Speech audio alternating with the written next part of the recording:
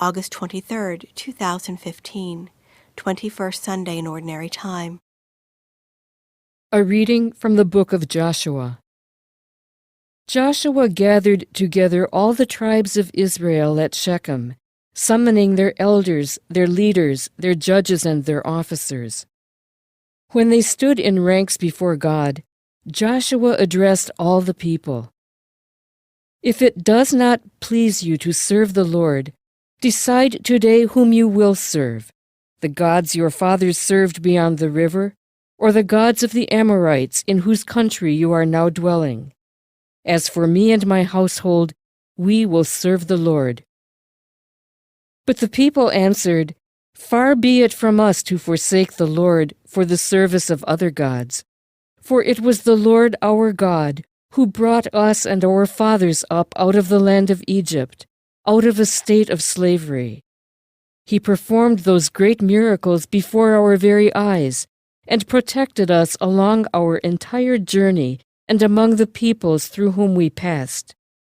Therefore, we also will serve the Lord, for He is our God. The Word of the Lord.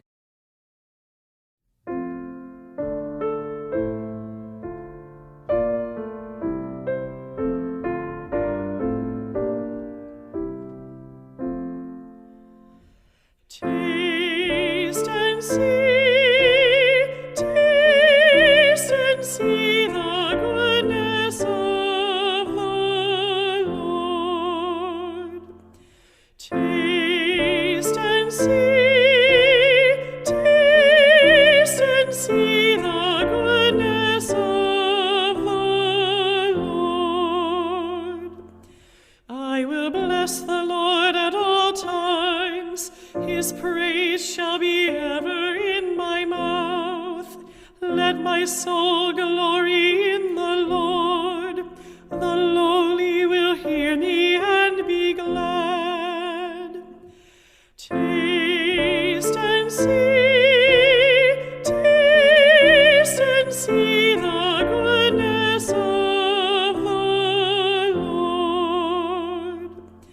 The Lord has eyes for the just, and ears for their cry. The Lord confronts the evildoers, to destroy remembrance of them from the earth. Taste and see the goodness of the Lord.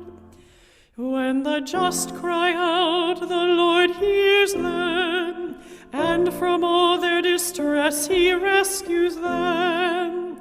The Lord is close to the brokenhearted, and those who are crushed in spirit He saves. Taste and see the goodness of the Lord. Many are the troubles of the just one, but out of them all the Lord delivers him. He watches over all his bones, not one of them shall be broken. Taste and see the goodness of the Lord.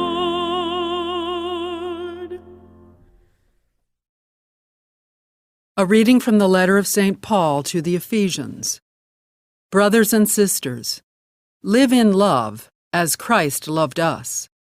Husbands, love your wives, even as Christ loved the church and handed himself over for her to sanctify her, cleansing her by the bath of water with the word, that he might present to himself the church in splendor, without spot or wrinkle or any such thing, that she might be holy and without blemish.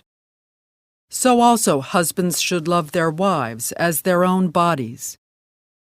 He who loves his wife loves himself, for no one hates his own flesh, but rather nourishes and cherishes it, even as Christ does the church, because we are members of his body. For this reason, a man shall leave his father and his mother and be joined to his wife, and the two shall become one flesh. This is a great mystery, but I speak in reference to Christ and the church. The word of the Lord. A reading from the Holy Gospel according to John. Many of Jesus' disciples who were listening said, "This saying is hard. Who can accept it?" Since Jesus knew that his disciples were murmuring about this, he said to them, "Does this shock you? What if you were to see the Son of Man ascending to where he was before? It is the Spirit that gives life, while the flesh is of no avail. The words I have spoken to you are spirit and life. But there are some of you who do not believe." Jesus knew from the beginning the ones who would not believe and the one who would betray him. And he said, "For this reason I have told you that no one can come to me unless it is granted him by my Father." As a result of this, many of his disciples returned to their former way of life and no longer accompanied him. Jesus then said to the 12, "Do you also want to leave?" Simon Peter answered him, "Master, to whom shall we go? You have the words of eternal life. We have come to believe and are convinced that you are the Holy One of God." The Gospel of the Lord.